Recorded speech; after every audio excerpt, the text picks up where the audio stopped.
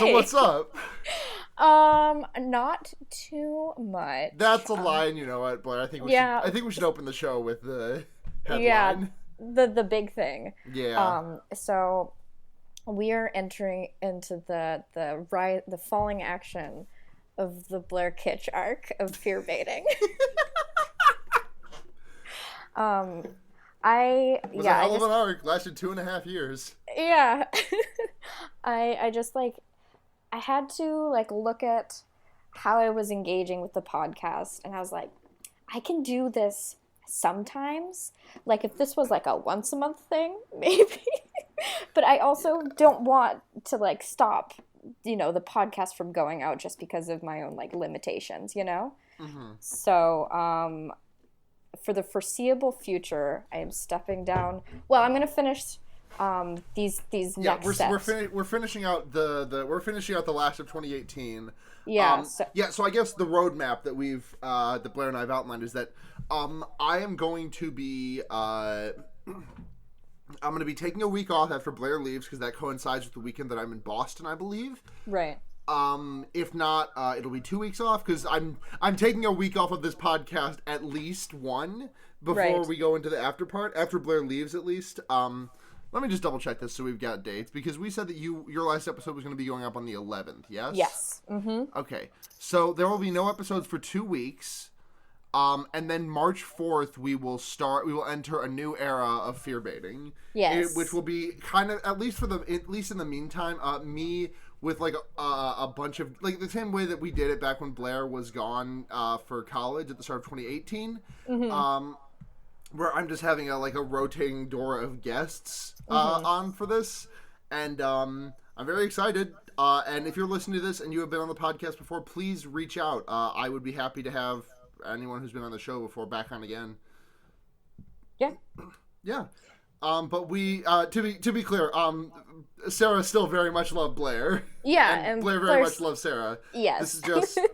It's just we made this podcast to have fun, and when one of us isn't having fun with it anymore, we need to reevaluate where we're at. And right where we're at is Blair stepping down, and the Wonder Years is still going to come up, and I'm sure Blair will be back on this podcast to hear about something every once in a while. Yeah. I mean, I love talking about horror movies, and I love talking about them with Sarah. I don't love talking about them once a week. Which is only a me thing, so it's not an anything else thing. That's fair. But do you want to do episode now that we've got the introductories out of the way? We should do episode, because we have a lot of splaining to do. We have a lot of splaining to do, so let's get into this one and roll title music.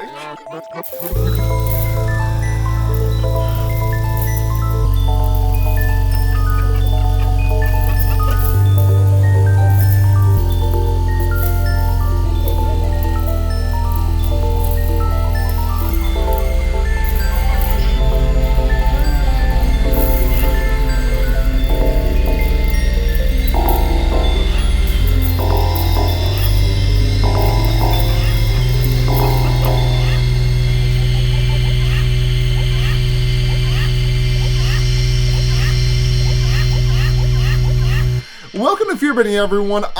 It's your number one. I'm Sarah. Blair, I dare you to tell me your name. I'm Blair. That's how. Sorry, do you remember that old Mabim Bam clip of how to ask someone's dad's name without using it as an interrogative? Sure. What if they just did I dare you to tell me your dad's name? Exactly.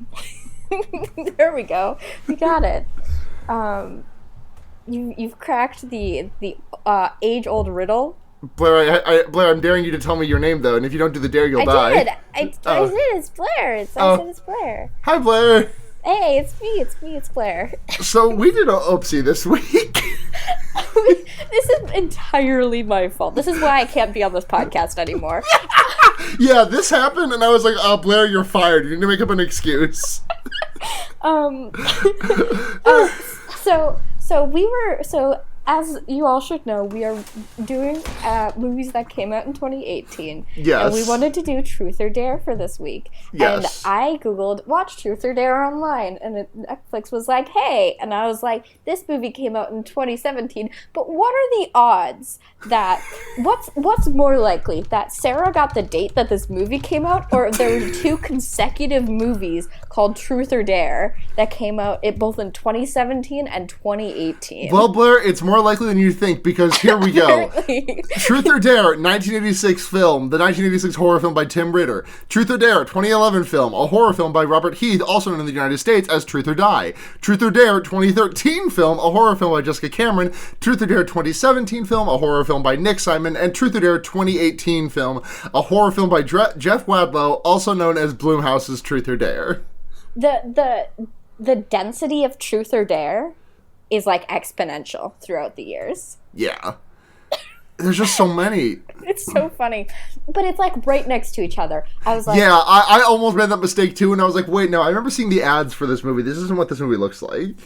See, I remember seeing the ads for the movie, but I just didn't register to me, because I was like, surely that pool, like that, pool table scene must be coming up soon, right? Oh.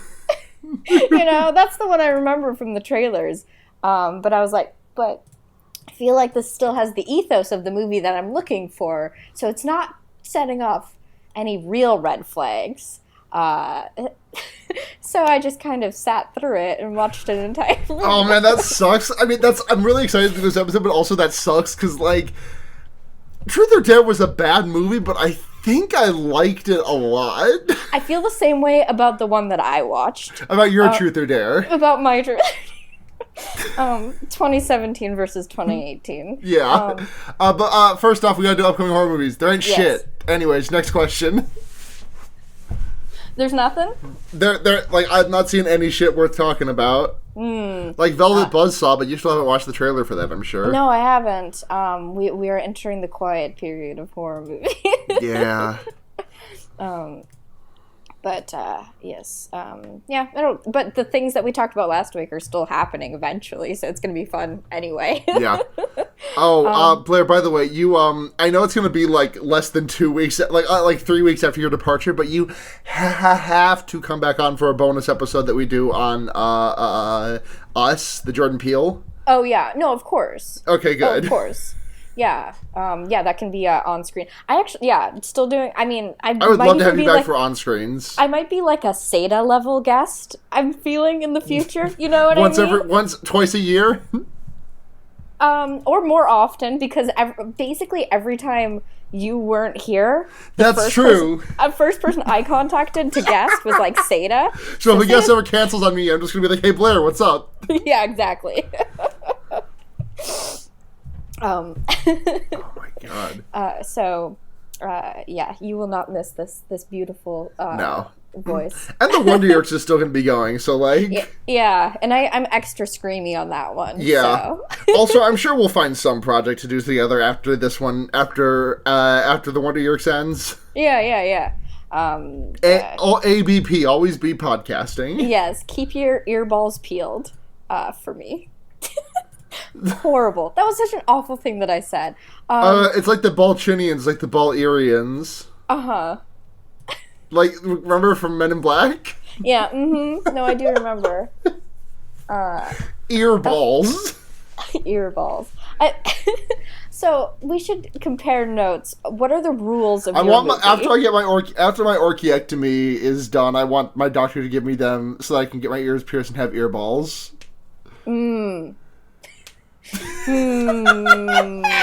I dare you not to do that. You know what? I think I will acquiesce to your dare.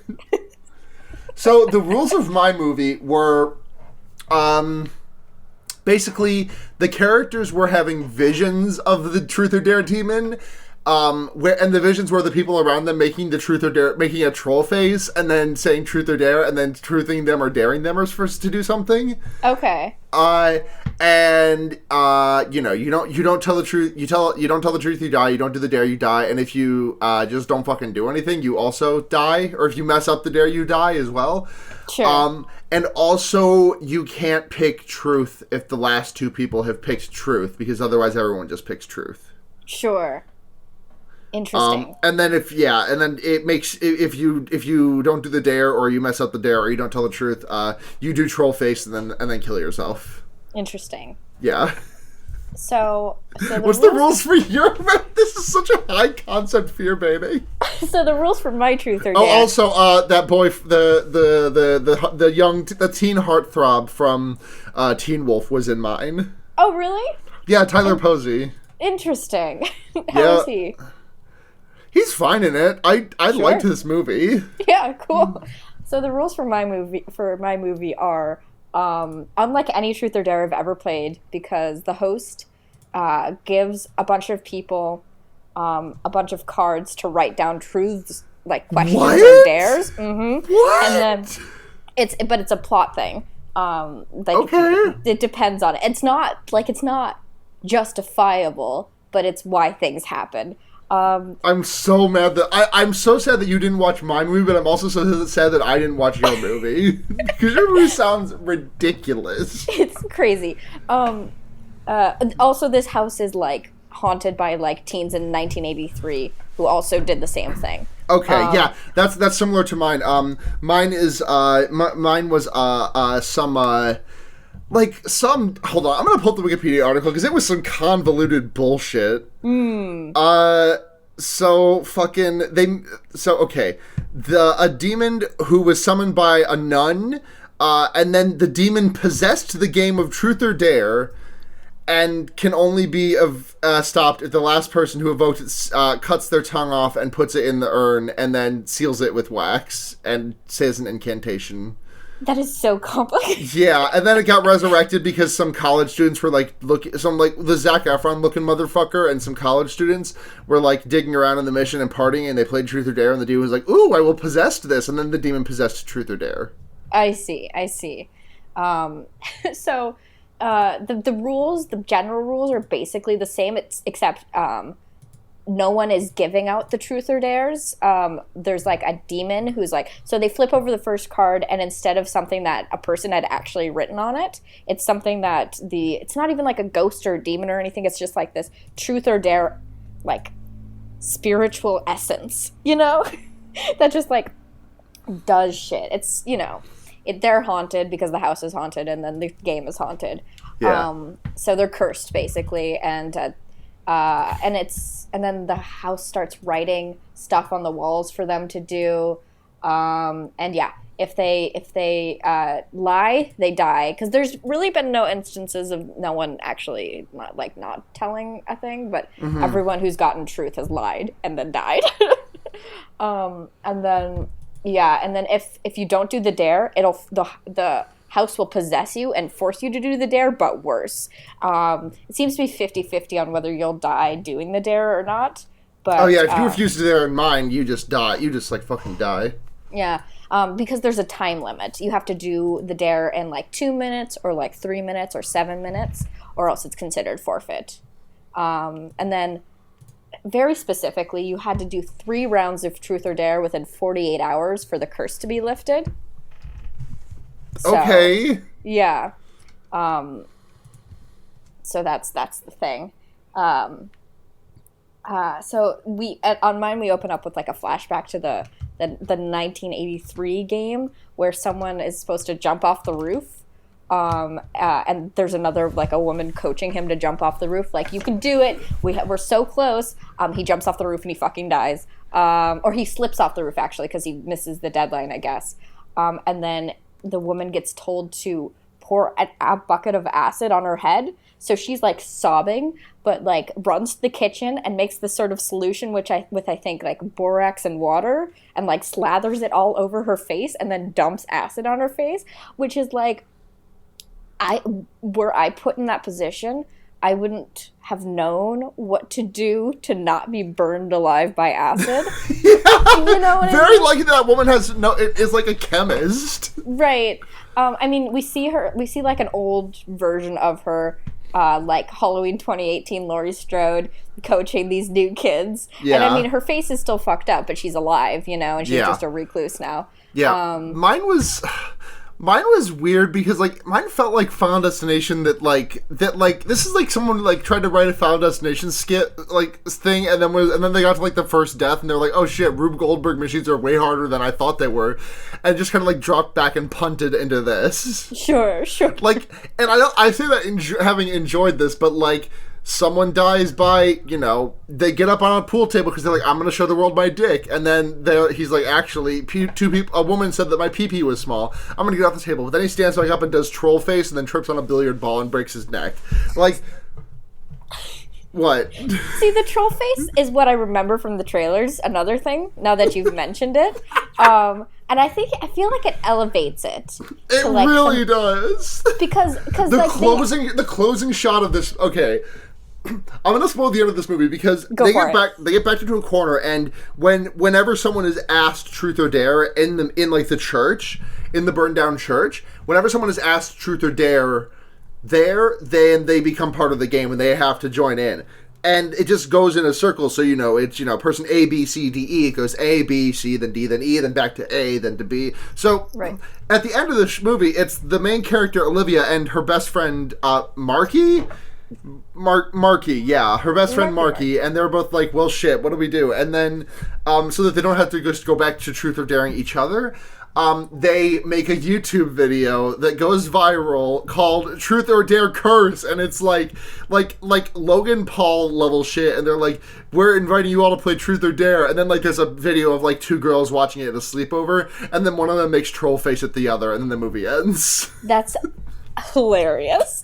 I'm so sad you missed this movie. That's amazing. No, that's incredible. No, maybe next week we should swap it around. You watch 2018, I watch 2017. At this rate, I'm just gonna be on the podcast forever again because we're gonna keep wanting to do. This is such a funny mistake to make. It's probably my favorite mistake we've ever made. I don't know. Watching Dead Ringers while fucked up on Four Loko was a pretty good mistake. That was pretty. Okay, but I think there's something salvageable from this mistake. Yeah, this has some content right here. So, do you mind if I just tell you about some of the deaths that we get in this movie? Because they're not exactly like. They're not great. So you already know about Yeah, neither are mine, which is so boring. So you already know about the man who makes Trollface and then slips on a billiard ball and breaks his neck. Right. Then there's Tyson, who he has a hallucination of his med school interviewee asking him why he sells how long he's been selling prescription drugs for illegally.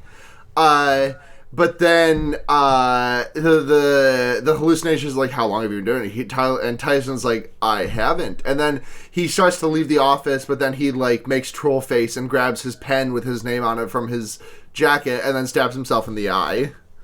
Mm-hmm. I just love the part of these deaths where I get to say, and then he made Trollface. The other deaths that we get are... there is a survivor from the last game who is dared to kill the main character of Olivia, but then Olivia's friend Penelope jumps in front of the bullet, and then Giselle, the girl who tried to shoot her, her dare was to kill Olivia, but she killed Penelope, so then she has to make Trollface and shoot herself in the head. We get, not a death, but this is before Penelope dies. She gets dared to, down an entire bottle of Hennessy while walking along the edge of a roof. And then she does it, but she falls off, but they catch her on a mattress, but then she gets shot. There's a lot of gun deaths. Yeah. Well, I mean, yeah. Here's another one. There's a character who I actually really liked in this game. I think his name was, in this movie, his name was Brad. He's a gay dude, and, it's, like, I kind of found it, like, refreshing. Like, he asked if he could use Olivia, the main character, as his beard at one point. I thought that was worth a chuckle. At one point, the Truth or Dare demon makes him come out to his dad, and, like, he talks to the group later, and he was like, yeah, I stood up to my dad for the first time ever, and I feel fucking fantastic. Gay rights. But he beefs it because the Truth or Dare demon jumps into his dad's walkie-talkie and is like, I dare you to take your dad's gun and make him beg for his life. And then he does it, and then while he's being... Because his dad's a cop. Yeah. And while Brad is holding his dad at gunpoint, Brad gets shot in the back by another cop. It dies. Sidebar: why are gay characters in media's dads always cops? Because Kevin Gay Man Riverdale, his dad is the cop as well. Kevin Riverdale.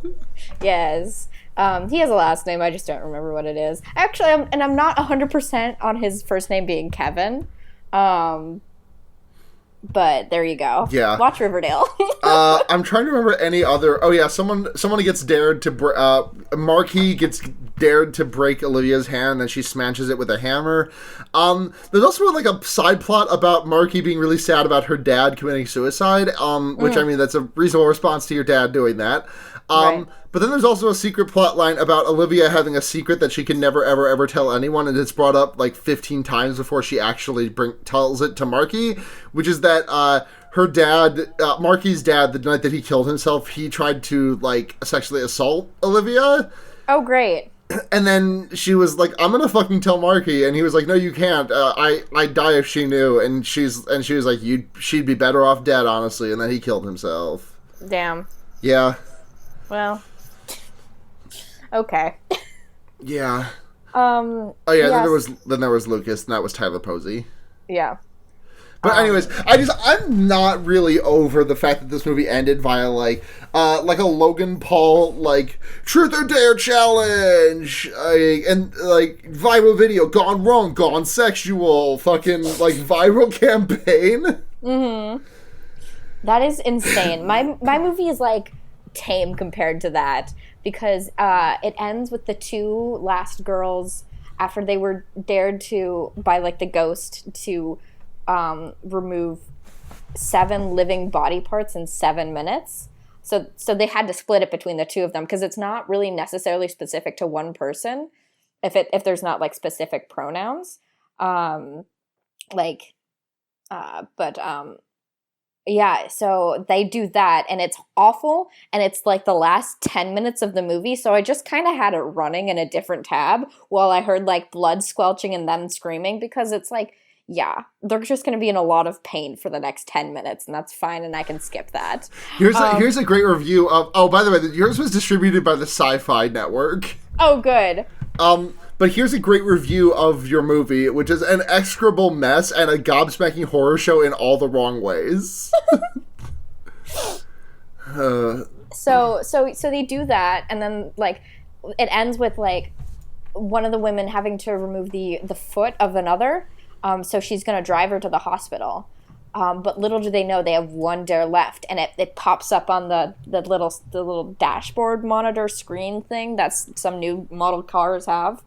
And it's like, and it says kill her, and they like look at each other, and the last like 3 minutes is like the one woman is like, wait, stop, what are you doing, hold on, we're not gonna do this, right, like we're not gonna do this, while the one driving the car is like accelerating into a tree, and then the movie stops when they hit the tree, and I was like, well, okay. Oh my god, your movie sounds... something weird about my movie is that my movie took like $3.5 million to make, and I'm sure that like 80% of that was just CGIing the troll face onto people's faces. Yeah. And then this one made back $95 million. Mm-hmm. What's the budget on mine? I can't find yours on Wikipedia. Really? Yeah. Oh my god. Did my movie actually exist, or No, I can't find your budget on Wikipedia. I found the actual movie. That's so crazy. I feel like the budget for everything is everywhere. Yep. There's a really funny joke in the movie where Tyson, the meathead jock, after Ronnie, the horny boy, breaks his neck on the pool table, Tyson watches the video and he's like, "Oh shit!" And then like 2 seconds later, he's like, "That was a bad break." Like, get it? Like pool. Yeah, that's a pretty good joke. There were like no comedy? jokes in my movie. Blair, like comedy? Like comedy. Oh god, there was this one, so at the end, like at the last arc of the movie, there's like 3 girls left, and they're talking, and they're like, why us? Why were we the ones who got roped into it? And they were like, well, we all have sins in our past. X character is like whatever is like I don't know. It's like nothing. They're like one is an addict and the other one is a voyeur, which is not even in like the sexual way. He's just filming everything all the time. Okay, that's weird, but that's not like he's just a little annoying. Yeah, he's a shutterbug. Like, I mean, I don't like shutterbugs, but like right, and inoffensive largely. The most annoying character in this movie was like the main chick's boyfriend, who they were so like she's going to this little get together with all these friends of her boyfriend who she's never met before. And she's like, are they going to like me? And her boyfriend is the most annoying, like, dude in the world. It's like, is this what, like, straight women are looking for in a partner? You know? Like, you can do so much better than this. He's just, like, constantly making fun of her for being a woman, but it's, like, supposed to be cute. I don't remember how he dies, but he gets his, like, he's, like, a sports star, and, like, he gets his, like, knee smashed in or something on a dare, which is like bad to watch, which is kind of why I'm glad you didn't watch this one, because I was like, ooh, that would not be good for Sarah. It's like more graphic than what was this movie rated? I guess probably because it was distributed by Sci-Fi, it wasn't really rated anything. I just want to tell you right now what the first note that I left in my notes is, and I remember the context for this, but I just want to present it to you briefly, which is just the words Tyler Posey's ball meat. Oh, good. And I say that because apparently he was dared at one point to strip, and he comes running out of the woods with his just entire thing out. Like he's holding his dick, but like I can still see the sin. It does still show me like the sinew of like ball, like scrot flesh connecting to the rest of the crotch. Uh-huh. So I saw a little bit of Tyler Posey's ball meat. Well, how was it on a scale of 1 to 10? Tyler Posey's ball meat?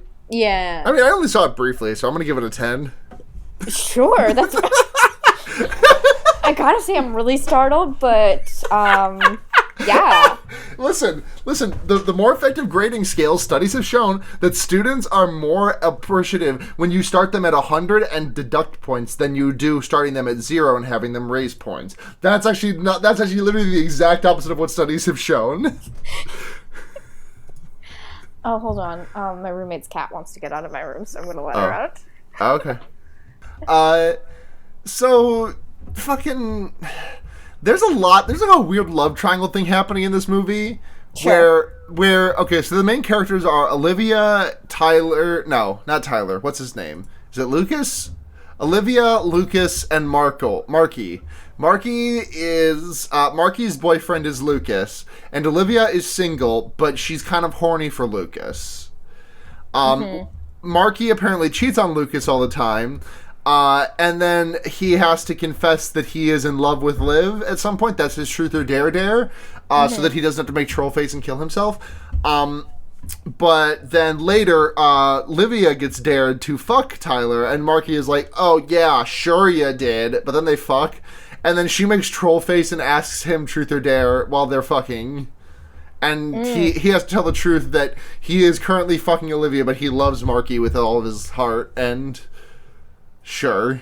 Romance question mark? That's just how the straights are, right? Yeah. The first truth in my movie is also about infidelity, or similar, you know, where the first one is like, it goes to this one woman who's like best friends with this other one, and they're like, for reference, I don't know anyone's name, and it doesn't matter because there's like 11 of them. They're the last two at the end of the movie, and she gets one that's like, did you sleep with Tyler, which is her bestie's boyfriend, and apparently the answer is yes, and there's like a whole drama, and this starts the party, like this is like a pre-Halloween thing, and this is the first start of the party is like, you cheated. Hi, boyfriend, you cheated. I'm gonna go cry about it now. Does anyone want any shots? Let's do some shots. I'll get a shot for everyone. Happy Halloween, everyone. This party is going super good so far. Now we're gonna remove teeth and stuff. And burn... Oh my god. this guy, the first dare is this guy has to put his hand on like a hot stove, and he doesn't do it, so he gets forced to do it, probably for way longer than he would have had to do it before.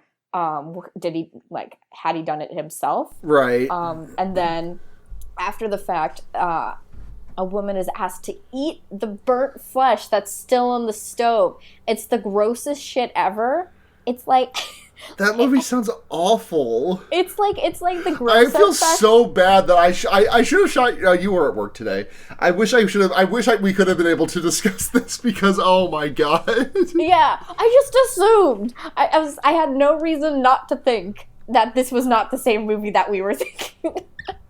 Because time is a flat circle. 2017 and 2018 are basically the same year. It doesn't really... It's very... Yeah. It's fine. Time is just kind of we're just gonna go around in circles, and then the heat death of the universe will happen, and then life sucks, and then you die. So true. You should write that on like a Hot Topic t-shirt. Oh shit. I need to tell you about this shirt that I have been cursed with ever since I went into it wasn't a Hot Topic, but it was across the way from a Hot Topic, which was a Spencer's Gifts, of course. Never one without the other. Spencer's Gifts and Hot Topic. At least in upstate New York. But we went into the Spencer's and we saw a shirt that was like a very simple design. It was like a gray shirt with like just a white box on it. And there were like flowers, like very flower crowny flowers all around the box. And then on the inside of the box, the words were just fucking vibes. And I've been haunted by that shirt ever since. That's iconic. Fucking vibes. Fucking vibes. Hold on, I want to find it real quick. Fucking vibes, Spencer's Gifts. You can put a fucking vibes anywhere. Shut up, I will physically kill you. This is how I leave the pot. So I actually won't be a guest on any of the upcoming episodes because Sarah is going to have to pass the gauntlet onto someone else, which does mean killing me. It's like the Santa Claus. Yeah. Yeah, exactly. So get ready for whoever is going to be chosen by fate itself. Blair, look at that link I just sent in the chat, by the way. I am looking at it. I actually kind of fucking love it. It is $21.99 online. Blair, if you buy that, I'm breaking up with you. Okay. And more cool stuff in the suggested is a shirt that says "Fuck Today." In a sort of a slime font with a tie-dye background, which I think I want more. I think I want more than the fucking vibes shirt. Both are very good. The tie-dye what about a shirt that was just like this, but it said like pizza now? No, fuck today is the best because it's nothing.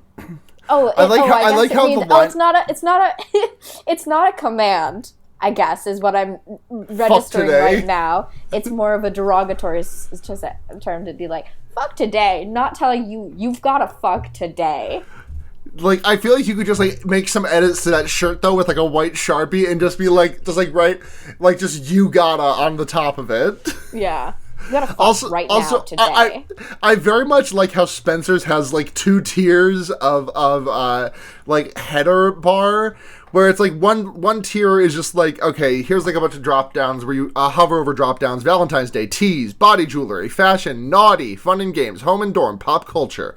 And then you go, there's like a straight line, and then above that line, above those things I just said, are clearance and lava lamps.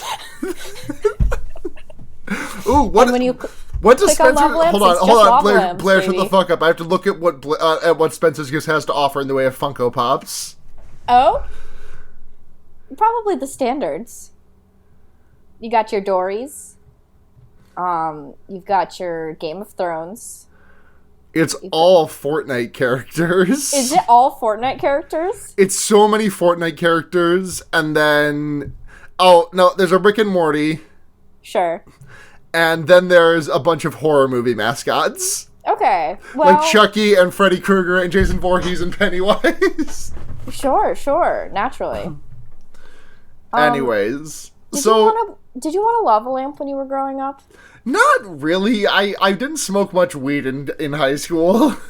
Sure. I was like, I had like a thought about wanting a lava lamp, but then I went to my cousin's house and they had a lava lamp, and I looked at it for a little bit, and I was like, this is about as much as I'm gonna get out of a lava lamp, so I think I'm good. You know what I really wanted? Experienced everything. You know what I really wanted as a kid? My friend Steve had in his parents' bathroom. It was it was like a little water fountain, but it was a can of Mountain Dew on like a foot high plastic pole, and then there was just water coming down all of it, so it looked like there was just Mountain Dew constantly flowing out of the can, and like the water was colored by like a light on the inside of the stick. That sounds pretty badass. Yeah, I really wanted it. Yeah. Blair, can you get me that for my birthday this year? Yeah, for sure, absolutely. Cool. Yeah. I don't know where to find it, but I will find it. I have a particular set of skills. I will find it, and I will kill you. Fear baiting is a ghost. Fear baiting's just a ghost. Where do we go from here? I mean, do we want to talk about how we rate our movies? I don't have much else to say about Truth or Dare 2018. And I have like nothing to say about my particular film. You have nothing to say about Truth or Dare 2017? No. It's the ending is so stupid, and that stuck out to me the most because I was like, I was watching this as I was like going to bed, like I was about to go to bed, and I was like, well, I guess this is the note I'm ending my day on. Sorry, I'm losing my mind because I went to the Wikipedia page of the lead actress from that movie, Lucy Hale. She just has a line in her bio that starts a sentence that starts with "Hale has appeared in films." Oh, that's good. I'm so proud of her. Me too. Way to Hale go. has appeared in films. Yeah. Fabulous. Way to go, Lucy Hale. Yeah. I'm gonna give this. I don't really know where to rank this movie because like it's not good, but I've had a fun time with it. Sure. Maybe like a 3? Yeah, none of this means anything, so we can do whatever we want. My enjoyment of it was definitely helped by the fact that I was very stoned when watching it. Sure. Oh, I can imagine. And I just recently ran out of beer, so I had to watch this one stone cold sober. Though I did consider making myself a vodka tonic, but I ended up passing on that. 3. Generous compared to the 2 I'm going to give my Truth or Dare. I am surprised you are giving it a 2, if I'm being honest. It's like, okay, it's like, for most of it, it's like just nonsense, but like a kind of, everything that's not the actual dares themselves are fun, because the actual dares themselves are like torturous, because it's like, oh, break a bone, or tear off a body part, or eat human flesh. Or get like attacked by cockroaches that I guess kill you, ? Or hang yourself. So it's all bad, but everything else is just goofy theatrics. That's kind of fun, and if anything else, not completely captivating. But it's a bad movie. I'm giving it a 2. I think mine is that I think the thing with mine is that you have to just kind of suspend a level of disbelief. You have to be willing to accept that this is not going to be this is going to be kind of funny because they're trying. It's like the Battleship effect. Even if Battleship the movie, based on the board game, had been a phenomenal, the best movie of all time, sure. even if it had been Citizen Kane, who people still would have been yeah, but it's the fucking Battleship movie. I'm not saying this is a phenomenal fucking movie. I'm saying this is once you get past the fact that this is a movie about a sleepover game, I think it's actually pretty enjoyable.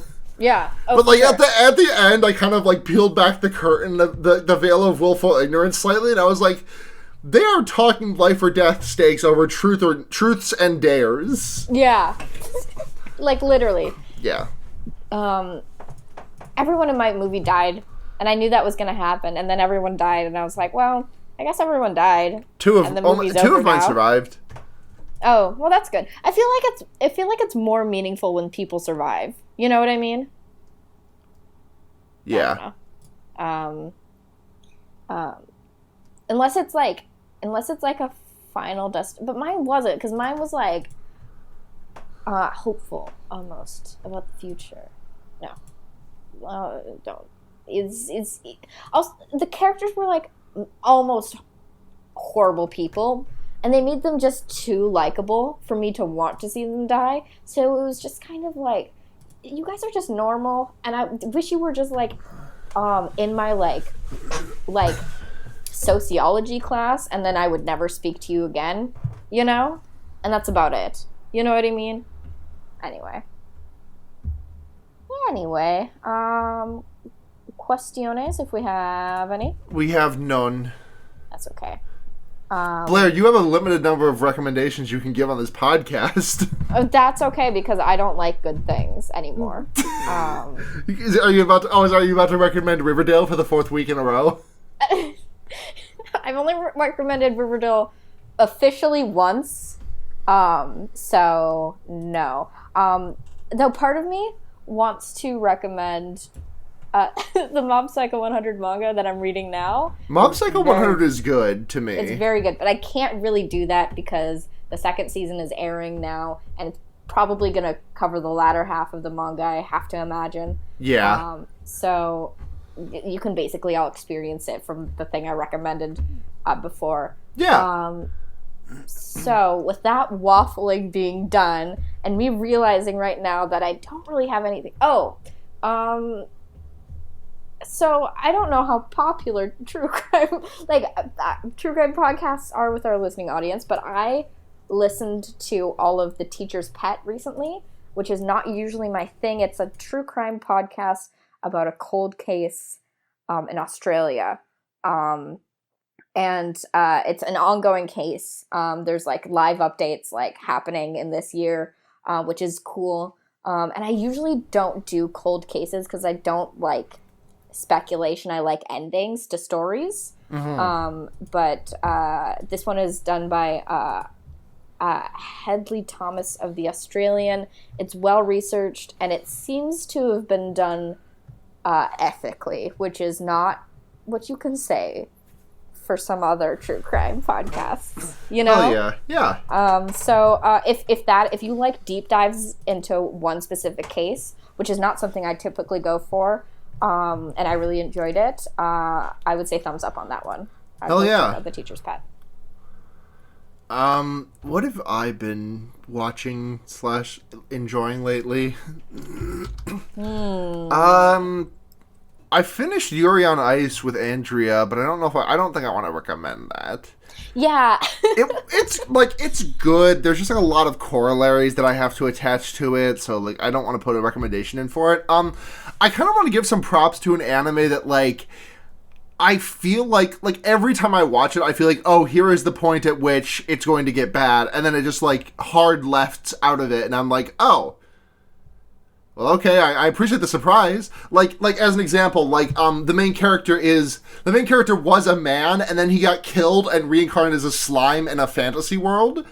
And interesting. He acquired a human body in a recent episode, and he was like, this body is really androgynous. I don't know if I'm a man or a woman. I was like, okay, here come the fucking jokes, and they were, and then the character was just like, I mean, I don't think I'm either, which is kind of cool. Sure. And I was like, oh, okay, thanks. But yeah, that time I got reincarnated as a slime is the anime. It's an isekai, so if that's not your speed, I know that's been a lot of shows that have been coming out lately, but like, I think it's pretty fun. The main character is I really enjoy the main character. It's a little bit horny, but like, that's kind of what anime is, and also it's being horny about, as far as I can tell, at least adult ass women, which I really appreciate, and I hate that I have to distinguish. Like, finally an anime is giving me what I want, which is the titties of adult women. Yeah, I have to be honest, like that is a lot. There's a couple reasons why I have a bit of anime fatigue. It's like the style is a little too shiny for me. I like something a little bit more matte for my animation, and also horny. The particular brand of horny is a little bit hard to get through sometimes.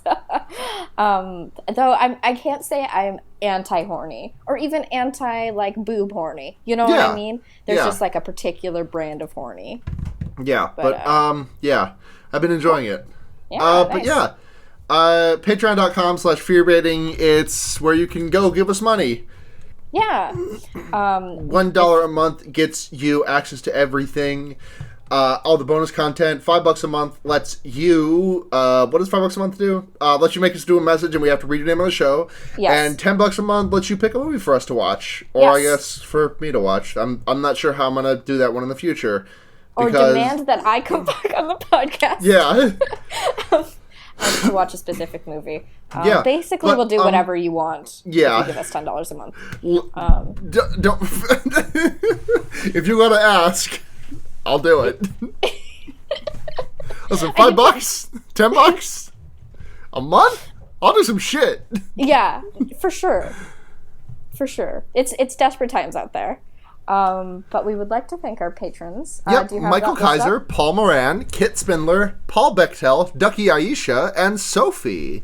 Thank you so much. So much. And I hope you are always excited for the next era of fear baiting as I am. I am excited to be an audience member along with the rest of you. Yeah. And I guess just there's gonna be. I might try out some scheduling things so that I'm not like, because I'll be honest, like maintaining the guest a week thing when Blair was gone was really difficult. I might try and I might try and walk it back to like a guest every other week or something, or like maybe I look for a more permanent host or something. I'm not really sure, but I'm just gonna kind of be playing it by ear, and we'll keep you in the loop about these things. But, yeah, we got a couple more episodes with Blair. The day is still yet young for Blair on this podcast, so we'll make the most of them. Yes, and it's looking longer by the second as we continue to try to make up for our mistakes. Yeah. Hey, if you want to find me permanently on the internet, you can do so at Blair Kitsch on Twitter or blairkitsch.tumblr.com. And if you want to check me out, at SunhatZhenya on Twitter or Mastodon at Snouse.online.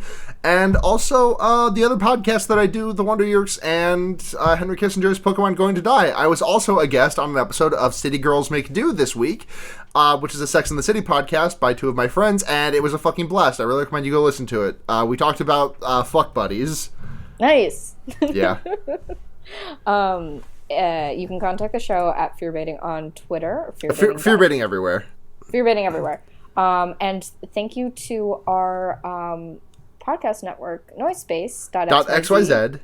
Yeah, for hosting us. We appreciate everything the Podmasters do for us. And also thank you to great music, the great masked musician people you meet outside of bars. We have no idea who they could be, but if you go to gaygothvibes.online, you might be able to hear some more of their music. Mm-hmm. Yes, for our intro and outro music. Yep. But until next week, I'm Sarah. I have been Blair. And remember, fuck today. I will kill you. Bye.